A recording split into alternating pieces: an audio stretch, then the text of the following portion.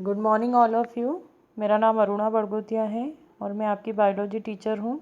मैंने आपको last video में ये बता दिया था कि जीव क्या होते हैं। यहाँ हम फर्स्ट चैप्टर पढ़ रहे थे कि जीव जगत क्या होता है। जीव जगत में हमने ये चीज़ें पढ़ी थी कि जितने भी जीव होते हैं उनके लक्षण क्या होते हैं।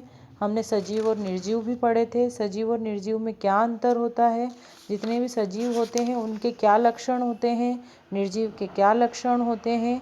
हमने यहाँ तक ये सारी चीज़ें पढ़ ली थी। हमने उसका आणविक स्तर भी पढ़ लिया था। आणविक स्तर के बाद हमने उसका संगठनात्मक स्तर भी पढ़ लिया था। तो अब जो नेक्स्ट टॉपिक मैं आपको बता रही हूँ, एक्सप्लेन कर रही हूँ, वो है जैव विविधता। जैव विविधता का मतलब क्या होता है? जैव विविधता का मतलब ये होता है, देखो आप अपने आसपास भी देखते हो कि बहुत सारे जीव जंतु जो होते हैं वो अलग अलग जाति के होते हैं। मनुष्य अलग जाति का प्राणी है और जो जीव आते हैं वो अलग जाति के प्राणी होते हैं। पेड़ पौधे भी हम देखते हैं, तो पेड़ पौधों में भी हम बहुत सारी जातियां देखते हैं। किसी एक ही प्रकार की जाति जो होती है वो हमारे जीव मंडल में या हमारी धरती पर वास नहीं करती है। आपने देखा होगा हजारों की संख्या में जातियां होती हैं, उनकी जनजातियां होती हैं। जैसे पेड़ पौधों की भी अलग अलग होती हैं और जीव जंतुओं की भी अलग अलग होती हैं। तो इसका अर्थ ये होता है कि प्रत्येक जीव जो है वो दूसरे जीव से भिन्नता दर्शाता है। कहने का मतलब ये है कि जो अगर हम देखें तो पेड़ पौधों में भी फल वाले पौधे अलग होते हैं, जो मेडिसिनल वैल्यू के होते हैं, मतलब कि जिनका उपयोग हम दवाइयाँ बनाने में करते हैं, वो पौधे अलग होते हैं। आपने देखा होगा ऐसे पौधे अलग होते हैं जो छोटे होते हैं, जो घास के रूप में होते हैं। उनसे बड़े पौधे भी होते हैं और बड़े पेड़ भी होते हैं। तो इस आधार पर अगर हम देखें तो पेड़ पौधों में भी विविधता होती है। विविधता का मतलब ये होता है कि भिन्नता, सभी जीवों में भिन्नता पाई जाती है। सभी जीव जो होते हैं वो एक दूसरे से अलग होते हैं। तो इस तरह से अगर हम देखें तो जीव जंतुओं में होने वाली इस भिन्नता को हम जो है वो जैव विविधता कहते हैं। तो जैव विविधता जो है एक बहुत ही इम्पोर्टेंट पार्ट है इस चैप्टर में, क्योंकि जैव विविधता को अगर हम नहीं समझेंगे तो आगे के चैप्टर्स जो होते हैं वो हमारे लिए डिफ़िकल्ट हो जाते हैं। क्योंकि आगे के जो चैप्टर है वो उसमें हम जीवों के अलग अलग जातियाँ पढ़ेंगे, तो उनको जानने के लिए पहले हमको ये जानना ज़रूरी है कि जैव विविधता का मतलब क्या होता है ना। तो आप इसमें देख ही रहे होंगे कि बहुत सारे जीव जो हैं उनकी अलग अलग प्रजातियां होती है। मान लो अगर कीट ही हैं तो कीट में भी एक तरह के कीट नहीं होते हैं, है ना। उनकी भी बहुत सारी जातियां होती है। ये जातियां जो होती हैं वो एक दूसरे को आपस में एक दूसरे को भिन्न करती है। तो यही जो भिन्नता होती है, यही जो प्रकार होता है या जातियों की जो इतना बड़ा विस्तृत एक तरह से क्षेत्र होता है, इसी को हम कहते हैं जैव विविधता। जैव विविधता इसलिए कह रहे हैं क्योंकि सभी जीवित जीव हैं और विविधता मतलब इनकी भिन्नता। तो जीवों में होने वाली जो भिन्नताएं होती हैं, जीवों में पाई जाने वाली जो विभिन्नता है, उस विभिन्नता को ही हम क्या कहते हैं? जैव विविधता। अब जैव विविधता जो है, अगर हमें ये पता चल गया है कि जीव जो हैं वो एक दूसरे से अलग हैं, तो हमें ये फिर उसके बाद हमको ये पता होना चाहिए कि इनका वर्गीकरण क्यों ज़रूरी है। अब हमें ये तो पता चल गया कि जो जिस धरती पर हम रहते हैं या जिस अर्थ पर हम रहते हैं वहाँ पर अनेक प्रकार की जातियाँ हैं, अनेक प्रकार की प्रजातियाँ हैं। तो ये अनेक प्रकार की जातियाँ और प्रजातियाँ जो होती, क्या हम सभी को जानते हैं? हम सभी को नहीं जानते हैं। हमें पता ही नहीं है। बहुत सारी जातियाँ आज भी हम ऐसी देखते हैं पेड़ पौधों की या जीव जंतुओं की, जिनके नाम भी हमको पता नहीं है। तो नाम अगर हमको पता करना है तो क्या करना पड़ेगा? हमको उनको वर्गीकृत करना पड़ेगा, उनका नामकरण करना पड़ेगा। तो वर्गीकरण जो है वो एक ऐसी ही आवश्यकता है। वर्गीकरण की आवश्यकता हमको इसीलिए पड़ी कि जितने भी जीव और पेड़ पौधे जो हैं, अगर हमको पता नहीं होगा कि उन्हें हमको अगर हमें उनका नाम वगैरह नहीं पता होगा तो फिर हम उन्हें वर्गीकृत नहीं कर सकते। तो उसके लिए हमको क्या करना पड़ता है? उनका नामकरण करना पड़ता है, ताकि हम उनको पहचान सकें, ताकि हम उनका उपयोग कर सकें। जैसे कि मान लीजिए कोई पौधा है, वो आपको दिखा, आपको उसका नाम नहीं पता तो आप उसका उपयोग भी नहीं बता सकते हैं। पर जिन लोगों ने उसका नामकरण किया है उसने उसका उपयोग भी बताया है कि इसका उपयोग क्या होता है। तो इस तरह से ही पौधों को भी वर्गीकृत करना जरूरी होता है और जीव जंतुओं को भी वर्गीकृत करना जरूरी होता है, ताकि हम उसके उपयोग के बारे में या उसके लाभ के बारे में या हानि के बारे में बता सकें और उन जीवों को खोजकर उनके नाम बता सकें, उनके गुण को बता सकें और उनको अलग अलग समूहों में बांट सकें, है ना। इसका मैं एक एग्जांपल आपको बताती हूँ, जैसे कि कैट फैमिली है ना। बिल्ली की जो फैमिली है, बिल्ली की जो स्पीशीज़ है या बिल्ली की जो फैमिली है, उसमें आप देखिए जो बाघ होता है वो भी ऐसे ही दिखता है, चीता जो होता है वो भी ऐसा दिखता है, बड़ी जो बिल्ली होती है वो भी ऐसी दिखती है और छोटी बिल्ली भी वैसी ही दिखती है। पर है वो कैट फैमिली के, पर फिर भी वो क्या है, एक दूसरे से भिन्नता दर्शाते हैं। उनके आकार में भिन्नता है ना, उनके खान पीन रहन सहन सभी में भिन्नता होती है। तो इस भिन्नता को जानने के लिए ही हम वर्गीकरण करते हैं।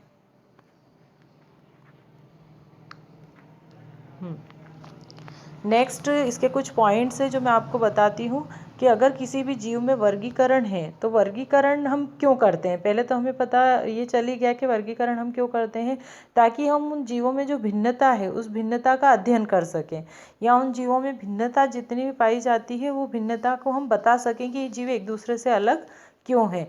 तो पहला पॉइंट इसमें ये दे रखा है कि इसमें पौधे एवं प्राणियों की विविधता को समझने में आसानी होती है, क्योंकि पौधे भी एक दूसरे से अलग हैं और जीव जंतु भी एक दूसरे से अलग है। तो हम उनको एक नाम देते हैं तो उसके आधार पर हम उनको पहचान सकते हैं कि उनमें क्या भिन्नता है ना, क्यों एक जीव जो है वो एक दूसरे से भिन्न है। दूसरा, उनकी पहचान में आसानी होती है। अगर हम उनका वर्गीकरण कर दें तो वर्गीकरण करने में हमें पहचानने में उनको आसानी होती है। उदाहरण के तौर पर जैसे आप 11th क्लास में हो। अब 11th क्लास में होने के बाद ये आपकी आइडेंटिटी है कि आप 11th क्लास में हो। 11th क्लास में आने के बाद आपका सब्जेक्ट अलग अलग है, किसी का कॉमर्स है, किसी का बायो है, या किसी का मैथ्स है, आर्ट्स है। तो इस तरह से आपने सब्जेक्ट ले लिया। अब सब्जेक्ट लेने के बाद आपका अगर देखें तो आपकी क्लासेस अलग अलग हो जाती हैं। तो इस तरह से ये क्या है, आपकी आइडेंटिटी है कि पर्टिकुलर पर्सन जो है, आपका नाम भी आपकी आइडेंटिटी है कि आपका जो नाम होता है वो भी आपकी पहचान होता है। तो जीवों का भी नाम दिया जाता है ताकि वर्गीकरण में यही होता है, ताकि उनको हम पहचान सकें कि ये जीव इस स्पीशीज़ का है, ये जीव जो है ये अलग जाति का है, ये इस जीव की उपजाति ये है। तो इस तरह से हम जीवों का अगर वर्गीकरण करते हैं तो उन्हें पहचानने में सरलता होती है। तीसरा जो है, इससे जीवों में पाए जाने वाली प्राकृतिक संबंधों की जानकारी प्राप्त होती है। अब जो जीव हैं वो नेचुरली एक दूसरे से कनेक्ट है ना। जैसे कि उड़ने वाले जीव जो हैं वो अलग हैं, जल में रहने वाले जीव अलग हैं, स्थल पर रहने वाले जीव अलग हैं। तो इससे हमें क्या पता चलता है कि जीव जो है वो प्राकृतिक रूप से एक दूसरे से जुड़े हुए हैं। जितने भी पक्षी हैं वो सब एक दूसरे से जुड़े हुए हैं, जितने भी जलीय जीव हैं वो एक दूसरे से जुड़े हुए हैं। तो इससे हमें ये पता चलता है कि जीवों में प्राकृतिक संबंध भी है।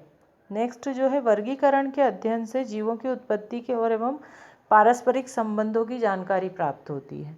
इसका मतलब ये है कि जितने भी जीव हैं हमें तो पता चल गया है, जब हम उनका वर्गीकरण करते हैं तो उन्हें एक नाम देते हैं कि इनका ये नाम है, पर हमको अगर उसको वर्गीकृत करते हैं तो हमें ये भी पता चलता है कि ये जीव बने कैसे, कहाँ से इनकी शुरुआत हुई है, या हमें इसका वर्गीकरण क्यों करना चाहिए, या इस जाति में हम अगर उसको रख रहे हैं तो क्यों रख रहे हैं, है ना। तो इससे हमें ये भी पता चलता है कि उनकी उत्पत्ति कहाँ से हुई है। दूसरा, यह जीवों के कार्बनिक विकास की प्रक्रिया को समझने में सहायक होता है। इसके विकास के प्रमाणों की प्राप्ति होती है। विकास के प्रमाणों की प्राप्ति का मतलब ये होता है कि अगर हम जीवों का अध्ययन करते हैं तो जीवों के अध्ययन से हमें पता चलता है कि इसके बाद के जो जीव हैं वो कहाँ से उत्पन्न हुए हैं। उदाहरण के तौर पर आपको आगे के चैप्टर्स में ये पढ़ना है कि जितने भी जलीय जीव हैं उन जलीय जीवों की उत्पत्ति कहाँ हुई है, समुद्र में हुई है। इन्हीं जलीय जीवों से कौन से जीव बने हैं, उभयचर जीव बने हैं। उभयचर जीवों में जब विकास हुआ तो उसके द्वारा ही क्या बने थे, सरीसृप बने थे।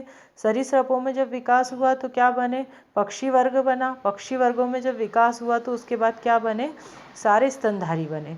तो इस तरह से विकास की एक प्रक्रिया है, निरंतर चलने वाली ये प्रक्रिया है। तो इससे क्या पता चलता है कि जीव एक दूसरे के विकास में सहायक होते हैं। मतलब एक जीव से दूसरा जीव बना है, दूसरे से तीसरा जीव बना है, और ये विकास चलता जा रहा है। जैसे बंदर, हम कहते हैं कि बंदर हमारे पूर्वज हैं, तो बंदरों ने अपने अंदर ऐसे क्या परिवर्तन किए जिससे कि हमारा विकास हुआ। तो वो कैसे पता चला, जब आगे की स्टडीज़ करी तब पता चला कि वो हमसे बहुत ज़्यादा एक दूसरे से कनेक्ट है, क्योंकि बहुत सारी चीज़ें उनके अंदर ऐसी होती हैं या बहुत सारे संरचनाएं उनके अंदर ऐसी होती है जो मनुष्य में भी होती है। तो उन दोनों की कंपैरेटिव स्टडी, कंपैरेटिव मतलब कि जब दोनों की तुलना करी तो उससे पता चला कि हाँ, मनुष्य का जो जन्म है या मनुष्य के जो पूर्वज हैं वो बंदर हैं। ठीक है।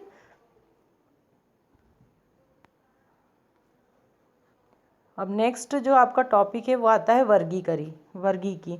आपने वर्गीकरण देख लिया है कि वर्गीकरण क्या होता है। वर्गीकरण का मतलब ये होता है कि सभी जीवों एवं पेड़ पौधों को उनकी जाति के अनुसार बांट देना ताकि उनको पहचानने में आसानी हो। उसके पॉइंट्स भी मैंने आपको बता दिया। अब मैं बता रही हूँ आपको वर्गीकी कि वर्गीकी क्या होती है। तो वर्गीकी जो है, चूँकि हम बायो पढ़ रहे हैं तो बायो में भी अलग अलग ब्रांचेस होती हैं, है ना। तो बायो की ही एक ब्रांच है या साइंस की ही एक ब्रांच है जिसमें कि हम जीवों का वर्गीकरण करते हैं या जीवों के वर्गीकरण का अध्ययन करते हैं। तो अध्ययन की जो ये शाखा है, कहने का मतलब है विज्ञान की ऐसी शाखा जिसमें कि हम जीवों के वर्गीकरण का अध्ययन करते हैं, उसे हम कहते हैं वर्गीकी। आप देखो, जो वर्गीकी है उसको टैक्सोनॉमी भी बोलते हैं और ये ग्रीक वर्ड से बनी है जिसको हम बोलते हैं टैक्सिस नॉमस। ठीक है। टैक्सिस का मीनिंग क्या होता है, अरेंजमेंट, और नॉमस का मतलब होता है लॉ, मतलब कि अरेंजमेंट का नियम। मतलब कि कहने का अर्थ ये है कि उनके व्यवस्थित क्रम में उनको जमाने का जो नियम होता है उसको ही हम वर्गीकी कहते हैं। वर्गीकी का जो अध्ययन करते हैं, जो इसके विशेषज्ञ होते हैं उसको टैक्सोनॉमिस्ट बोलते हैं। और इस साइंस को, यहाँ देखा जाए इस साइंस का जो नाम है वो है टैक्सोनॉमी। अब टैक्सोनॉमी में क्या होता है, टैक्सोनॉमी एक बहुत ही इम्पोर्टेंट, देखा जाए तो साइंस की ब्रांच है। क्यों, या साइंस की शाखा है, इसलिए है क्योंकि इसमें क्या होता है कि जीवों को हम वर्गीकृत कर देते हैं। अब जीवों को हम वर्गीकृत करते हैं तो उस आधार पर हमें उसको पहचानना ईजी हो जाता है। अगर हम उनको पहचान पाएंगे तो आगे हम उनकी स्टडीज़ भी कर पाएंगे। जैसे मान लीजिए अगर किसी ने पहले से बता रखा है कि शेर ऐसा होता है या चीता ऐसा होता है, तो आपको नाम पता चल गया, अब आपके दिमाग में एक इमेज बन जाती क्योंकि आपको उसके बारे में पता है। तो किसी भी जीव जंतु या पेड़ पौधे की पहचान करना और उनका नामकरण करना या उनको एक नाम देना, किसके आधार पर, उनके लक्षणों के आधार पर। तो ये सभी जो कार्य किए जाते हैं, ये सब काय में किए जाते हैं, ये किए जाते हैं वर्गीकी में। इसकी डेफिनेशन दे रखी है इसमें। वर्गीकी जैव विज्ञान की वह शाखा है जिसके अंदर पौधे जो होते हैं उनकी पहचान करते हैं, या पेड़ पौधे जो होते हैं उनकी पहचान करते हैं, उनका नामकरण करते हैं और उनका वर्गीकरण करते हैं। ठीक है। इसको सबसे पहले किसने दिया था, एपीडी कैंडले ने दिया था। टैक्सोनॉमी जो है इसके अंतर्गत जीवधारियों को उनकी संरचनाबद्ध या सिस्टमेटिक किया जाता है, योजनाबद्ध किया जाता है, योजनाबद्ध रूप से व्यवस्थित करते हैं, इसलिए इसको सिस्टमेटिक्स भी कहते हैं, है ना। सिस्टमेटिक्स मतलब सिस्टमेटिक, योजनाबद्ध तरीके से, क्रमबद्ध तरीके से इसको व्यवस्थित करना। ठीक है। इसके मुख्य जो तत्व है वो ये है ना। ये आपको पता चल गया कि कोई भी जीव अगर होता है तो उस जीव का वर्गीकरण का एक सिद्धांत होता है कि उसको आधार क्या आधार हम उसका माने कि उसको हम वर्गीकृत कर पाएँ। तो उसके जो होते हैं 3 तत्व होते हैं। पहला होता है उसकी पहचान। ठीक है।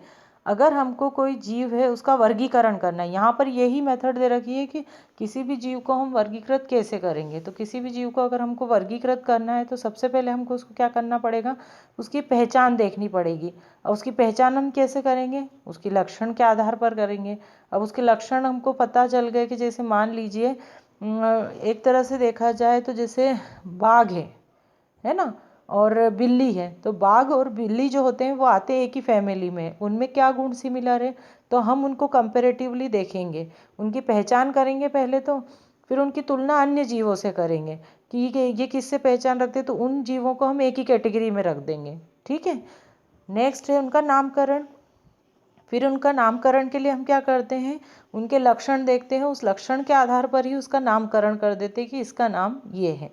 फिर उसका वर्गीकृत करते हैं। तो वर्गीकृत करने के लिए, चूँकि साइंस जो है एक बहुत ही ज़्यादा डीप में है, तो हम उसके लिए कैटेगराइज करने के लिए, उसको विभाजित करने के लिए अलग अलग समूहों का उपयोग करते हैं, जैसे कि किंगडम, जगत। अगर हमको किसी भी जीव को वर्गीकृत करना है तो हमें ये चीज़ें पता होना चाहिए। जो आपको सामने दिख रही है उसका जगत पता होना चाहिए, उसका संघ पता होना चाहिए, उसका प्रभाग पता होना चाहिए, वर्ग, उसका गण, उसकी कुल, वंश और जाति। तो इस तरह से हम इतने भागों में उसको विभाजित करते हैं। अब इतने भाग तो आपने देख लिए हैं, पर ये सभी जो भाग हैं इन सभी भागों के अर्थ होते हैं। अर्थ का मतलब ये होता है, जैसे किंगडम, किंगडम मतलब जगत। तो जगत कौन सा हो गया, या तो वो जंतु जगत का होगा या पेड़ पौधे के जगत का होगा, है ना। अब ये इस तरह से आगे इनका डिवीज़न होता जाता है, ये आगे जाकर और विभाजित होते जाते हैं। तो ये आपको याद करना है कि सबसे पहले अगर हम किसी भी जीव जंतु या पेड़ पौधे को विभाजित कर रहे हैं तो किसके आधार पर करेंगे। उसमें फर्स्ट पॉइंट क्या होना चाहिए, जगत होना चाहिए। फिर उसका फाइलम कौन सा है, फाइलम भी मैं आपको बताऊंगी। फिर उसका प्रभाग, वही प्रभाग और फाइलम एक ही होता है। फिर उसका वर्ग, कौन सी क्लास का है, कौन से ऑर्डर का है, कौन सी फैमिली का है। फिर वंश क्या है और जाति क्या है। तो इस आधार पर हम जीवों को अलग अलग भागों में बांटते हैं। तो अगर हम यहाँ देखें तो इस किसी भी जीव को वर्गीकृत करने की या किसी भी पेड़ पौधे को वर्गीकृत करने की सबसे सूक्ष्मतम या छोटी इकाई क्या हो गई इसकी, इसकी सबसे छोटी इकाई हो गई जाति, और सबसे बड़ी इकाई क्या हो गई इसकी, जगत हो गई। क्यों हो गई, क्योंकि जाति के आधार पर हम उनको बिल्कुल सबसे लास्ट में हम उनको जाति के आधार पर बांटते हैं और सबसे पहले हम उनको जगत के आधार पर बांटते हैं। तो इसका भी एक क्वेश्चन बनता है कि आप ये बताइए कि किसी भी जीव को बांटने के लिए सबसे छोटी वर्गीकरण की मूलभूत इकाई क्या है या आधारभूत इकाई क्या है। तो ये आपको पता होना चाहिए कि इसकी आधारभूत इकाई क्या हो गई, सबसे छोटी जाति, और सबसे बड़ी होती है जगत। ठीक है। अब फर्स्ट आता है स्पीशीज, हम जाति से शुरू करते हैं। आधुनिक समय में अगर हम देखें तो हमारे यहाँ जनसंख्या अगर देखें तो जीव जंतुओं की संख्या भी बहुत है और पेड़ पौधों की भी जनसंख्या बहुत सारी है। तो अगर हम देखें तो इनमें क्या अंतर है, इनमें बहुत अंतर होता है। क्यों, क्योंकि सभी जीव जो होते हैं वो एक दूसरे से भिन्न होते हैं। अब जैसे जातियों में बांटना जीवों को क्यों जरूरी होता था, ताकि हम उनको एक दूसरे की पहचान कर सकें। तो जाति जो है आपस में संकरण या संयोग करने वाले जीवों की जनसंख्या या समष्टि है। इसका मीनिंग ये होता है कि कोई भी जाति जो होती है, जैसे संकरण, आप ये देखिए जैसे अपने यहाँ जो इंडिया में जो लोग रहते हैं वो अलग होते हैं, आप देखते ही हैं। पर अगर हम चाइना में जाएंगे तो चाइना में जो लोग होते हैं वो अलग होंगे, हैं तो वो इंसान ही, पर उनमें क्या अंतर होता है, उनमें जीन्स का डिफरेंस होता है। अगर हम अमेरिका में जाएंगे तो वहाँ के लोग अलग दिखते हैं, उनका कलर फेयर होता है, लॉन्ग होते हैं, है ना। तो इस तरह से जो अंतर है सभी जीव, पर उनमें क्या हो गया, अंतर आ गया। तो इस तरह से जनसंख्या में या समष्टि में जो अंतर होता है उसको हम जाति के आधार पर देखते हैं कि ये अलग जाति है, ये अलग जाति है। इसमें देखो आप एक इसमें दे रखा है आपको, है ना, कि प्रजातियां, कई पौधे एवं जंतुओं में बहुत अधिक दैहिक विभिन्नता होती है। इस प्रकार की दैहिक विविधता वाले जीवों को ही प्रजाति कहते हैं। अब जाति के अंदर भी प्रजाति होती है, जैसे कि डॉग एक जाति है, पर डॉग के अंदर भी बहुत सारी प्रजातियां होती है। हम बोलते हैं कि ये अलग अलग वेराइटीज़ के हैं, जैसे कि बुलडॉग होता है, पोमेरियन डॉग होता है, एल्सेशियन प्रजाति होती है। ऐसे मनुष्य में भी होती है, जैसे निग्रो होते हैं, मंगोल होते हैं, कॉकरेज होते हैं। तो ये क्यों होते हैं, क्योंकि ये एक दूसरे से डिफरेंस रखते हैं। अगर इनकी बॉडी को हम देखें या इनके फेस के स्ट्रक्चर को हम देखें या इनके शरीर को देखें तो बहुत भिन्नता ये दर्शाते हैं। ठीक है। तो इस तरह से हमको उनको क्या करना पड़ता है, उनको अगर हमको जानना है उनके बारे में तो उनकी जाति को हम अलग कर देते हैं, ताकि उनके बीच की भिन्नता को हम जान सकें।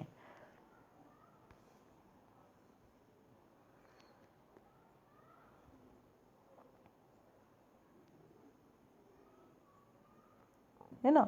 अब जो जाति होती है, अगर कोई भी अगर जाति है तो जाति जो होती है वो नई पीढ़ी को जन्म देती है। अगर कोई भी जाति का व्यक्ति है तो वो क्या करेगा, नई पीढ़ी को जन्म देगा। अगर उस व्यक्ति का अगर व्यक्ति किसी और दूसरे व्यक्ति से मिलेगा तो नई जाति उत्पन्न होगी। तो इस तरह से जो होती है, अगर मान लीजिए कोई इंडियन व्यक्ति की शादी अगर अमेरिकन से होगी तो क्या होगा, इंडियन और अमेरिकन जो है वो अलग अलग जातियाँ हैं। तो ये क्या होगा, क्या डिफरेंस आएगा इनमें, इनमें ये डिफरेंस आएगा कि वो जो नया जीव उत्पन्न होगा वो अलग होगा। वैसे ही अगर किसी इंडियन की मैरिज जो है वो चाइनीज़ के साथ हो तो भी नया जीव जो होगा उसमें दोनों के जीन्स उपस्थित होंगे या मिक्स होंगे, तो उसके कारण क्या होगा, नया जीव बनेगा, है ना। तो इस आधार पर हम जाति के आधार पर जीवों को अलग करते हैं। अब इन जातियों में कुछ उपजातियाँ भी होती है, सब स्पीशीज़ भी होती हैं। इसका बेस्ट जो एग्जाम्पल है वो है इंडियन क्रो, है ना। क्रो का हम एग्जाम्पल लेते हैं। क्रो जो होता है, हमें तो पता है कि कौवा एक ही होता है, पर उसकी भी बहुत सारी जातियाँ होती है। जैसे इंडियन जो कौवा होता है वो अलग होता है, जिसे कार्वस बोलते हैं, स्प्लेंडेंस बोलते हैं। वैसे ही जो होता है बर्मी कौवा अलग होता है। वैसे ही अगर देखें तो लंकाई, जो श्रीलंका के जो कौवे होते हैं वो अलग होते हैं। तो कहने का मतलब ये, हमें अभी तक यही पता था कि कौवे की एक ही जाति है, पर कौवे में भी बहुत सारी डिफरेंसेस या डिफरेंट टाइप की स्पीशीज़ होती है। तो उसको फिर जब हमको बांटना है तो उसको हम उसकी उपजाति बोलेंगे, है ना। अब जाति और उपजाति में क्या अंतर होता है। जाति जो होती है वो गणों का विभाजन जाति होती है। अगर गण का हम विभाजन करते हैं तो उससे जाति बनती है, पर अगर जातियों का विभाजन होगा तो उससे क्या बनेगी, उपजाति बनेगी, है ना। वैसे ही फिर उसके बाद जो होता है, जातियाँ जो होती है इसके आकार में बहुत अंतर पाया जाता है, पर उपजाति जो होती है इसके आकार में कम अंतर पाया जाता है। मतलब जातियों की में उपजातियाँ बहुत सारी हो सकती है, पर उपजातियों को हम और छोटे भाग में बांट नहीं सकते हैं। अलग अलग जातियों में प्रजनन नहीं होता है, एक ही जाति की उपजातियों में प्रजनन होता है ना। तो कहने का मतलब ये है कि अलग अलग जातियाँ जो होती है, अब अलग अलग जातियाँ क्या होती है, जैसे शेर और जो कुत्ता है, ये दो अलग अलग जातियाँ हो गई, तो इनमें कभी भी प्रजनन नहीं होगा। अगर शेर है तो उनमें प्रजनन होगा, पर और डॉग या डॉगी है तो उसमें प्रजनन होगा, पर अलग अलग जातियों में प्रजनन नहीं होता है। तो ये जो कॉन्सेप्ट है ये यहाँ तक आपको समझ में आ गया होगा। इसके आगे का जो चैप्टर का जो आपका मैटर बचा है वो मैं आगे के वीडियो में आपको सेंड करूँगी, है ना। Thank you.